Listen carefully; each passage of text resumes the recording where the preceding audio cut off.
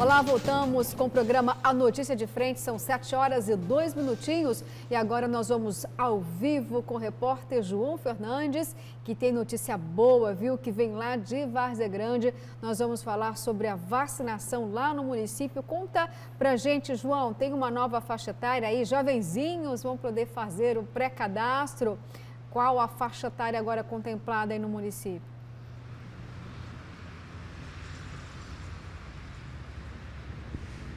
A partir de 40 anos e sem comorbidade, viu, Luciana? Esse anúncio, né, da abertura do pré-cadastro foi feito esse anúncio pelo prefeito aqui de Várzea Grande, Calil Baracate. Portanto, em breve já serão vacinadas as pessoas com mais de 40 anos ou a partir de 40 anos sem nenhuma comorbidade. Esse anúncio foi feito ontem, e inclusive o próprio prefeito ele disse que já estamos vacinando as pessoas com comorbidades entre 18 e 59 anos, mas queremos vacinar também aquelas sem comorbidade nenhuma. Palavras do prefeito Calil Baracate. Ainda segundo ele, a partir desta semana vai iniciar então a vacinação das lactantes e também reforçar a imunização de gestantes e puérperas. Hoje a vacinação continua no Fiotão, das 8 horas, daqui a pouquinho, portanto, até a 1 da tarde, para as pessoas de 18 a 59 anos com comorbidade, ou de 45 a 59 anos, sem comorbidades, das 4 até as 10 da noite, naquele sistema corujão da vacinação que acontece na Univag. A previsão é de que ainda no decorrer desta semana, os pré-cadastros de 40 anos acima já comecem, portanto, a ser liberados a vacinação. Começa a chover neste momento aqui, uma garoa um pouquinho mais grossa e um frio mais intenso, diferente. Olha só, a gente saiu de frente da Assembleia Legislativa em Cuiabá, estamos aqui na Avenida da FEB, na Secretaria da Saúde. Aqui é uma chuvinha, uma garoa um pouquinho mais forte e um frio mais intenso neste momento aqui nesta região.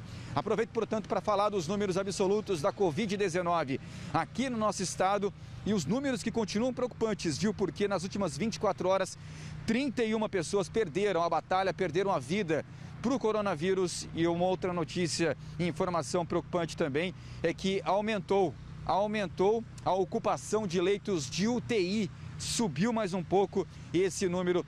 Claro, esse aumento, claro que preocupa mais ainda, viu? Para aumentar principalmente os cuidados, né, para não contrair o vírus. Agora na sua tela, os números totais da Covid-19 aqui em Mato Grosso, que registra até o momento 448.308 casos confirmados. Óbitos, até o momento, pessoas que perderam a vida, 11.926. Pacientes recuperados da Covid-19, 423.781. Pacientes internados, 1.549. Pacientes em monitoramento, 10.982. Agora eu falei do aumento, né, na ocupação de leitos de UTI, 81%. Subiu bem, viu? 81%, você vê aí no canto direito da sua tela inferior, 81%. É a taxa de leitos de UTI, agora de enfermaria, uma leve queda, 37%, estava acima dos 41%, 37%. Isso quer dizer que tem mais pacientes graves, infelizmente, do que em recuperação nos leitos de UTI, já que os leitos de enfermaria, eles são a porta de saída dos hospitais. Portanto, Luciana, mais 31 pessoas perderam a vida para o coronavírus e a taxa de ocupação de leitos de UTI, infelizmente, subiu um pouquinho mais no nosso estado, agora 81%. Luciana, volto contigo. Obrigada, João, viu, pelas informações. O João trouxe informações importantes em relação à abertura do pré-cadastro para pessoas de 40 anos lá de Várzea Grande sem comorbidade. Agora, olha só, a Secretaria de Comunicação de Várzea Grande reafirmou o seguinte, que não deve haver aí não um período muito longo entre um pré-cadastro e, de fato, a imunização do público dessa faixa etária, tá? Existe a perspectiva de que a imunização para essa faixa possa começar ainda esta semana. E se abrir, gente, olha só, e se abrir, né, fica o clamor aqui dessa bancada para que você não demore para se imunizar. A gente está acompanhando aí em alguns casos, quando sobram vacinas aqui em Cuiabá e em Várzea Grande, nem todo mundo procura o imunizante. A gente está acompanhando aí, pela imprensa nacional, a questão da variante Delta, viu? Então, ou seja, fica o nosso clamor para que você possa se imunizar o mais breve possível. E também com essa temperatura aí, essa queda, a gripe acaba atingindo também a nossa saúde. E aí acaba fragilizando o seu sistema imunológico e te deixa mais vulnerável para contrair a Covid-19. A imunização da gripe foi muito baixa, viu, Kleber? Em alguns municípios aqui, a imunização não alcançou uma cobertura vacinal nem de 35%. Complicado isso. Tem que proteger a saúde. Muito complicado. Eu acho até o seguinte, a gente deve acelerar esse processo de vacinação a partir do mês de julho agora, por conta da fabricação do IFA nacional, né? Esse projeto Vida do deputado senador Wellington Fagundes é muito importante por conta dos laboratórios veterinários começarem a fabricar. Teremos aí 400 milhões de vacinas em 90 dias. Não vai faltar vacina. Resumindo, não vai faltar vacina. O que a gente precisa lutar agora é para que nós tenhamos uma campanha nacional para que as pessoas, para incentivar as pessoas a tomar essa vacina o mais rápido possível. É isso, né? Tá certo. Agora a gente vai mudar um pouquinho de assunto. Nós já até falamos um pouco sobre isso na semana passada, mas vamos conferir agora uma reportagem de José Porto, que vai explicar para a gente detalhadamente aquela decisão do Tribunal de Justiça de Mato Grosso que suspende parte da verba indenizatória dos vereadores daqui de Cuiabá. Bom dia a você, Tamacada, e quem nos honra com audiência em casa aqui na Notícia de Frente. Esse questionamento sobre a verba indenizatória paga aos vereadores de Cuiabá vem desde 2013. Quando João Emanuel era vereador e presidente da casa, a partir de 2009 até 2016, foi criada uma lei instituindo essa verba indenizatória. O problema é que o valor da famosa VI sempre foi maior do que o salário recebido pelos vereadores. Este ano, por exemplo, os vereadores recebem R$15 mil de salário e 18 mil de verba indenizatória. Ou seja, a VI é 119% maior que o próprio salário dos vereadores. E a ação na Justiça questiona justamente isso. Lá em 2013, o Ministério Público acionou a Justiça, passou por toda a Justiça estadual e, claro, a Câmara recorreu ao STF. Já agora, em dezembro de 2020, o STF deu um parecer final sobre esta ação que se arrastava na Justiça para que eles cumprissem o que já tinha sido determinado pela Justiça mato-grossense, ou seja, pelo Tribunal de Justiça de Mato Grosso, que era limitando a verba indenizatória em 60% do valor do salário, que ela não seria de 18 mil, mas sim de R$9 mil no máximo. Com isso, os vereadores não pegariam todos os meses R$33 mil, mas R$24 mil. É evidente que essa diferença durante um ano faz, é claro, uma economia muito expressiva para os cofres públicos. Mas os vereadores recorreram novamente desse questionamento, alegando que a decisão do STF foi de uma lei antiga, lá na época de João Emanuel, que foi um vereador, presidente da casa, teve vários fatores conturbados, acabou sendo acusado de participação em vários esquemas de corrupção, acabou preso por um bom tempo e fora da vida política. E agora volta essa questão de novo, ou seja, de mais uma novela na Justiça quanto a essa verba indenizatória. A Câmara não quer abrir mão desse valor de R$18 mil, mas a Justiça determinou uma última ação, decisão da juíza Célia Vidotti, em primeira instância, que saiu em abril, para que a Câmara cumpra com essa decisão do STF, limitando a verba indenizatória em 60%. Com as imagens do Benedito Costa, José Porto para a Notícia de Frente. Obrigada, Porto. Bom, na semana passada nós falamos muito, sobre esse assunto, sobre essa decisão do Tribunal de Justiça, sobre a Câmara de Vereadores, que vai ter um corte aí pela metade da verba indenizatória, porque ela não pode ser maior do que o salário já recebido pelos vereadores, que é da ordem de R$15 mil. Só que tem um porém aqui, viu, senhores? Sabe quem manda nesse programa? É você que está aí em casa e que não para de mandar mensagens Isso em relação ao ICMS da energia solar. O pessoal que está lá em casa, Kleber, professor, não está entendendo essa situação. É uma confusão. Né? É uma confusão, quer saber melhor sobre isso? Olha, nós recebemos aqui, nos últimos minutos, mais de umas 60 mensagens só em relação ao sol, fora as mensagens que nós já lemos aqui. Kleber, você quer fazer mais algum tipo de apontamento em relação a esse projeto, deputado Faisal, Calil? Gostaria sim, Luciana. Assim, como jornalista, a coisa que mais me incomoda, professor, é a desinformação. Né? Então, assim, eu tenho o dever, o compromisso com a verdade.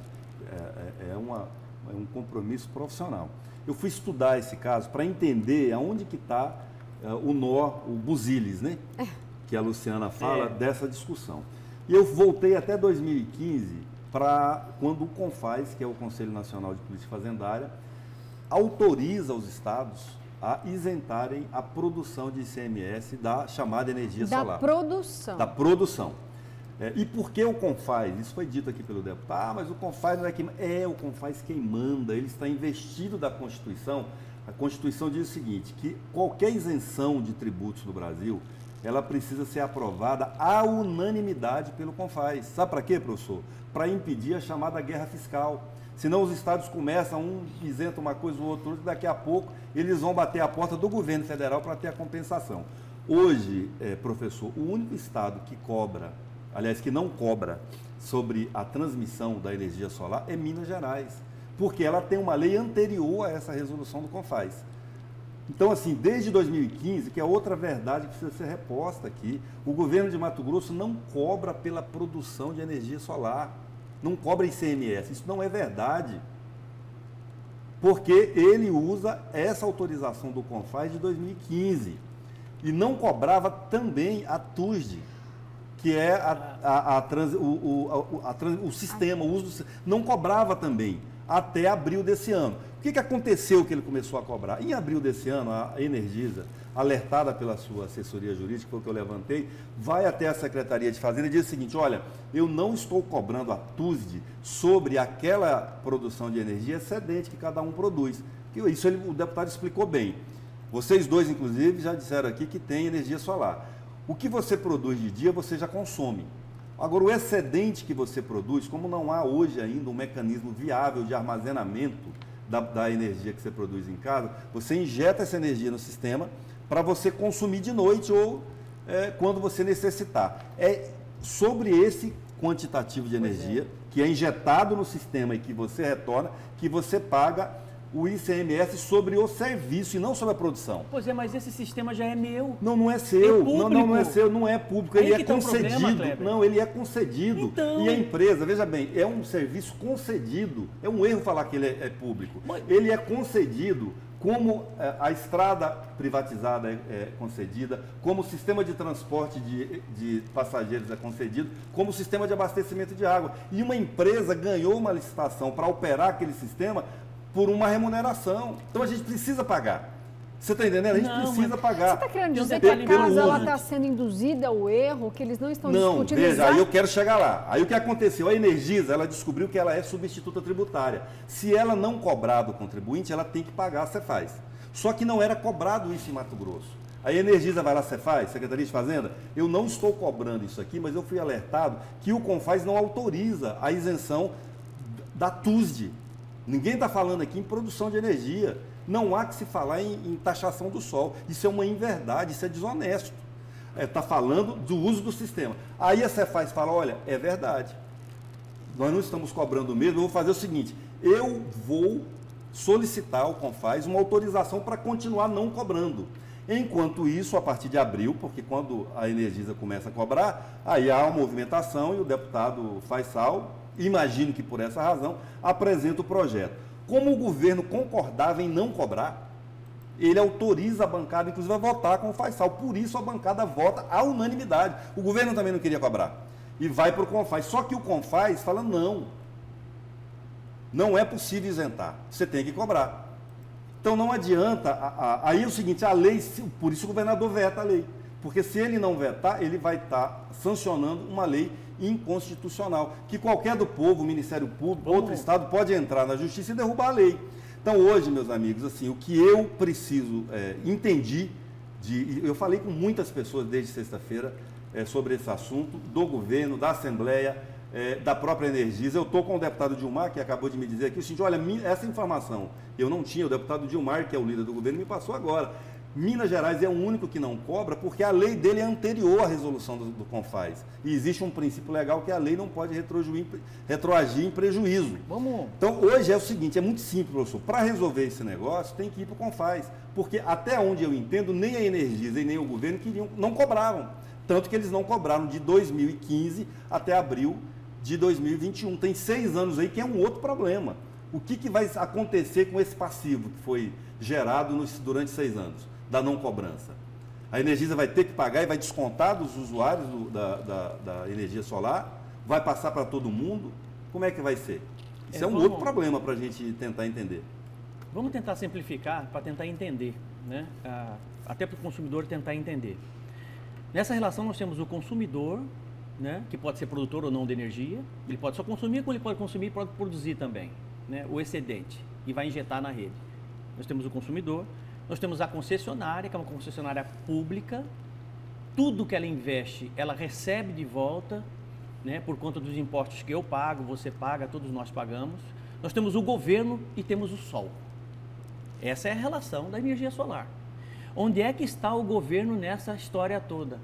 Onde é que ele está presente nessa relação? Vou responder para o senhor. Ele é o poder concedente do serviço. Só que tem um detalhe. Tudo bem, ele concede, mas ele concede a quem? Para a concessionária. Mas quem sustenta a concessionária e todo o sistema elétrico somos nós, a população que já pagamos por esse sistema. Nós já pagamos por isso. Eu pago uma taxa, professor, isso eu fui entender também. Entendeu? Hoje o consumidor, por exemplo, eu dei até a minha conta de energia elétrica, eu consumi, a conta que eu vou pagar agora, 10 de julho, 521 kW. Eu pedi para um técnico fazer essa conta para ver quanto que eu pagaria se eu fosse um produtor de energia solar. Sabe quanto eu pagaria? Aqui, nesses 521, eu estou pagando R$ 260 de ICMS sobre a energia, sobre a produção, mais os impostos que eu pago sobre as taxas, etc. e tal. Se eu fosse um produtor de energia solar e produzisse 521 kW, exatamente o que eu consumia, eu iria pagar uma taxa mínima de 100 kW, porque eu sou um consumidor trifásico, e pagaria o ICMS sobre o serviço do sistema de armazenar e devolver essa energia para mim. É isso que está sendo discutido. Sabe quanto? De 520, R$ 41. A discussão toda, R$ 41. Se o governo tivesse cobrando imposto sobre a energia que eu mesmo produzisse, eu ia pagar 260.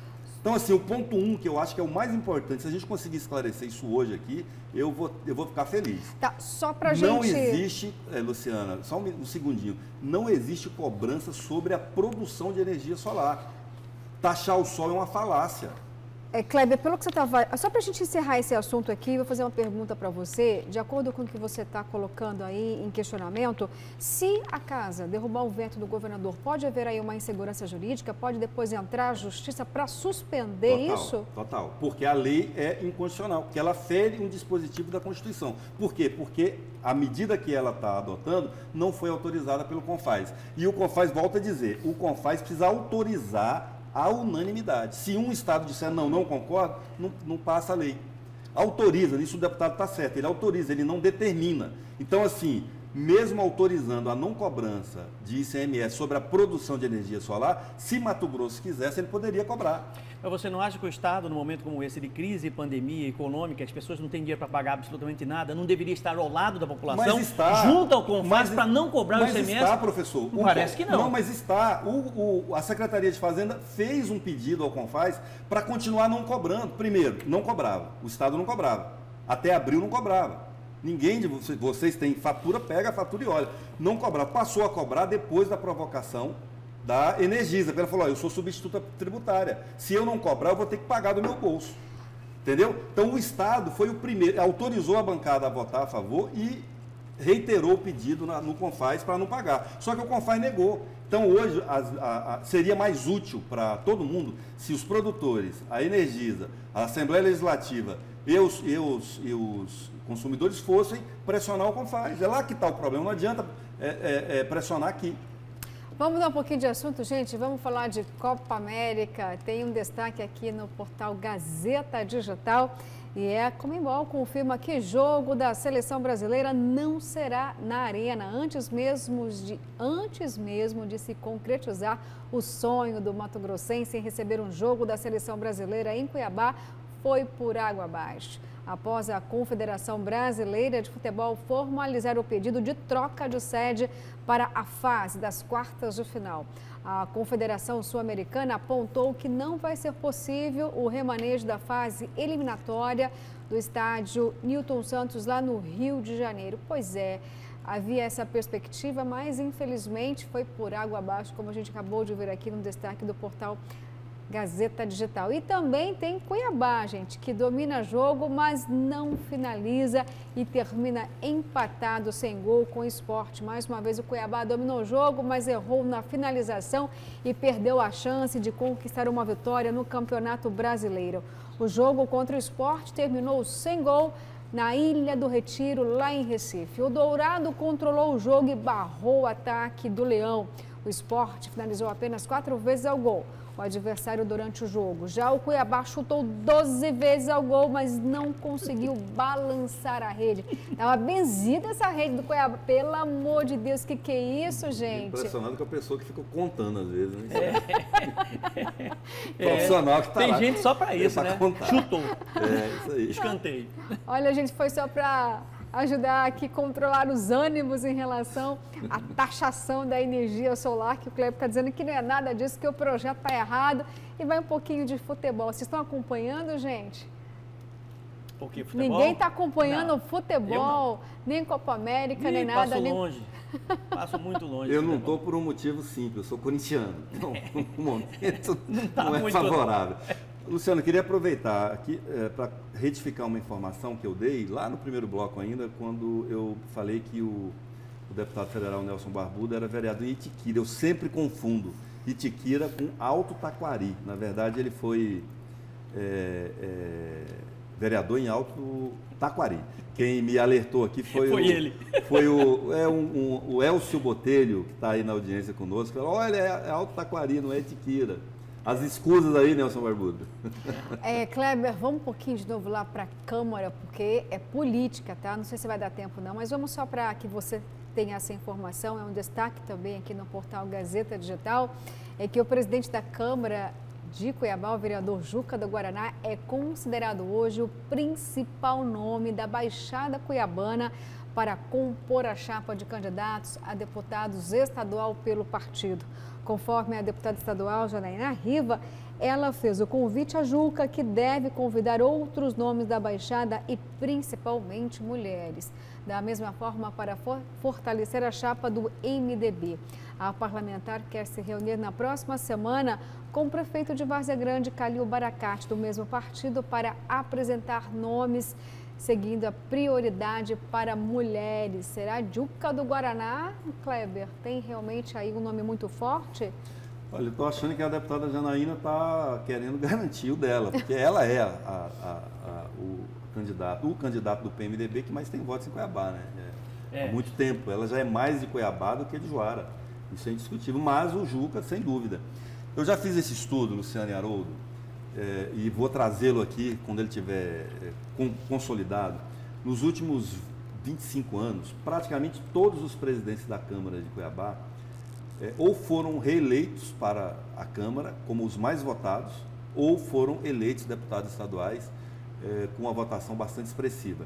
É um poder importante. Vereador de capital tem mais poder do que deputado estadual se não for muito ativo. Mas tem exceção, então, né? O Misael... Não, tem exceções, tem algumas exceções. O Misael nem se reeleger, se reelegeu. Não conseguiu se reeleger. É por causa disso, inclusive, que eu fui fazer o estudo, para poder verificar o porquê. E aí você pode depois chegar às conclusões que quiser. Mas nós tivemos vereadores aqui que saíram da Câmara direto para deputado federal, o Lino Rossi. Foi, verdade. Por exemplo, né? Verdade. Walter Rabelo, que já saiu, estourou. Então, assim, há muitos exemplos disso. Gente, acabou. Não dá tempo de falar mais nada. Bom Mas dia novamente, professor Haroldo. Amanhã tem mais. Bom dia, Kleber Lima. Daqui a pouco, os nossos outros telejornais para manter você super informado. Informações, olha, imparciais. Voltamos amanhã e esperamos por você com mais A Notícia de Frente.